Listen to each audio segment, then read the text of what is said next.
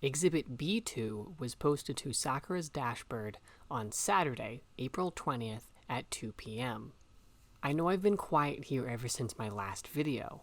I've been in the hospital for the past 2 weeks, working on my mental health with a therapist, and that meant getting away from the internet, away from school, away from the stimulus that was causing me to feel so helpless in the first place. Now that I have my phone back, I see I have a lot of messages, both of concern and support, as well as of less pleasant things. It's hard seeing that stuff again.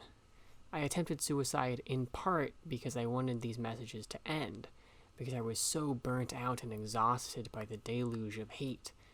It's a bit of a kick in the teeth to see people use it as further evidence of why their abuse is necessary. So even though I have more support now, I'm still going to be muting a lot of people. I've also found that those closest to me overstate their own power in all of this.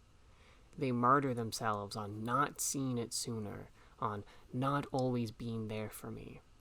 I won't name names, but someone found the number to my hospital room's emergency landline and called it to apologize to me. It would have been sweet if I wasn't so raw, so unable to do the emotional work of forgiving them, of absolving them. Now I know absolution isn't something I can give. Looking back on it, I was pretty reserved about sharing my feelings, or even sharing what was happening to me.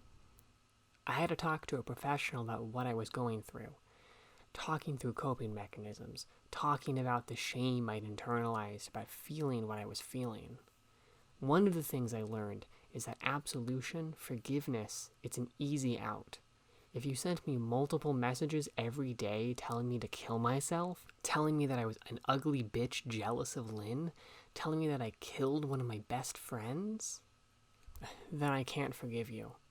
Forgiveness would only be a band-aid. You, like I, have internal issues that you need to parse and resolve, and it's not my job or my responsibility to do that. If you want to feel better about yourself, you have to address those issues, not ask for them to be overlooked. While I can't forgive you, I can tell some of you this.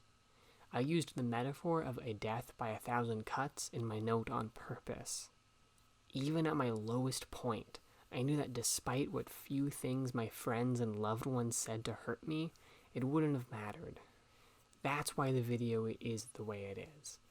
I wanted those I loved to know that I loved them, that they helped me live over and over and over again, that you can be loved and bleeding at the same time, that at a certain point, all you feel is the bleeding. On the subject of the video, in a weird way I'm grateful for it.